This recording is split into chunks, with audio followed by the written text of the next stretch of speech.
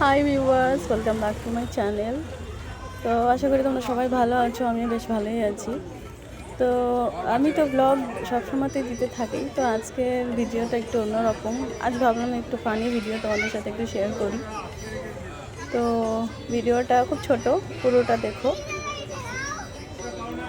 তো চলো সঙ্গে থাকো আর দেখতে থাকো আমার সাথে ভিডিওটা। আশা করি তোমাদের সবারই ভালো লাগবে। আর ভিডিওটা যদি ভালো লেগে থাকে তাহলে প্লিজ ভিডিওটা একটা লাইক করে দিও।